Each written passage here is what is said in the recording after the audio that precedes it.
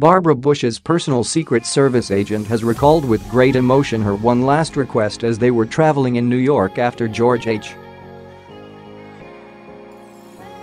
W. Bush lost the presidential election to Bill Clinton. No longer was she the First Lady, she was then the former First Lady, and the election loss had devastated her the most. Former Secret Service agent Jonathan Wackrow now tells us Mrs. Bush's unusual request, which was an extremely rare and personal moment. Barbara Bush wasn't one for the spotlight or fanfare, and according to her personal Secret Service agents, she hated to bring undue attention to herself. That's reflected in a story that's emerged from some time after her husband lost the election to Bill Clinton, as she was traveling from New York to New Jersey through the Holland Tunnel. "I was driving her limo from New York City to an appointment in New Jersey. The motorcade was small and unassuming, traits that Mrs. Bush appreciated, consisting of a few Secret Service vehicles and one unmarked New York police vehicle," former Secret Service agent Jonathan Wackrow recalled via CNN.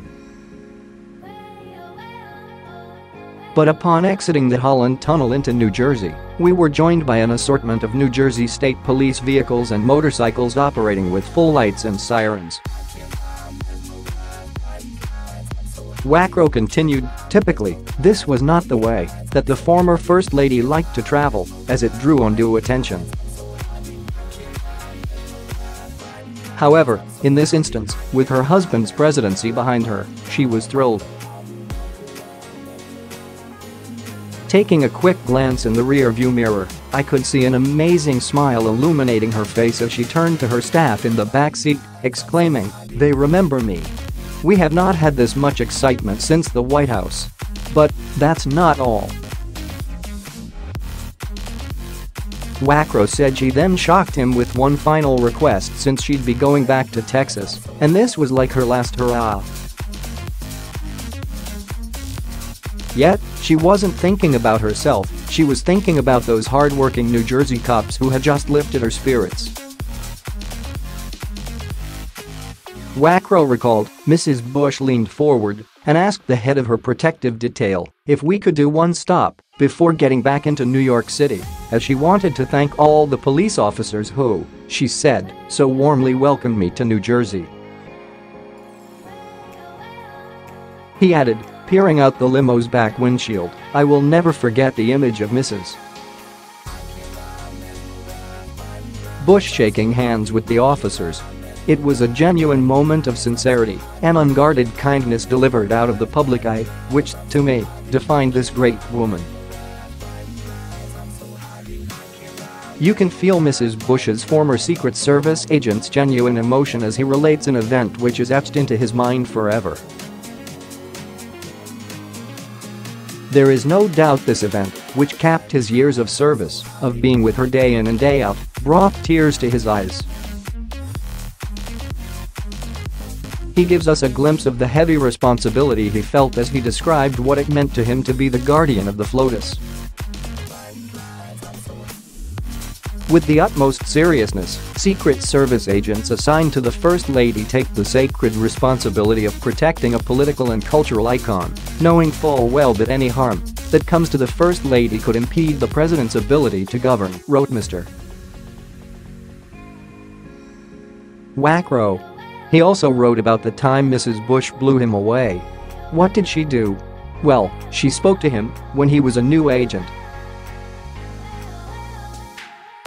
Usually, the Secret Service is seen, but it's rare that there is interaction with their protectees. When I was a new agent, I was assigned to work a midnight shift at the Bush family summer residence in Kennebunkport, Maine. I was walking in the front yard at daybreak, preparing to end my shift, when Mrs. Bush suddenly appeared, Wackrow recalled. In my world, it was better to be unseen, but in this instant, I was in the former First Lady's full view with nowhere to hide, he wrote. Mrs. Bush gave me the warmest smile and said, Well, it is good morning for me, but it looks like you have been up all night, so I will wish you a good night's sleep." Stunned, I thanked her. He made the point to note that Barbara Bush once said, "Nobody likes, the ugly parts of politics." It seems that, after 8 years of Barack Obama, the ugliness was raised to new heights.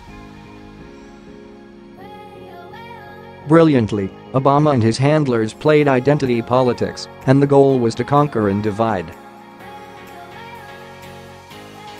That's why everything became about race, sexual identity, economic class, and the list goes on. He pitted American against American, and it's worked. Barbara Bush was the last first lady before this kind of ugliness started creeping in. When Obama hit the Senate in 2006, he started to build his campaign of identity politics. So, when Barbara Bush passed away, for many Americans it brought to mind a time when we didn't hate each other. Here's hoping we can sustain some of that peace and goodwill which wasn't so long ago. For that reason alone, we will miss Barbara Bush. May she rest in peace.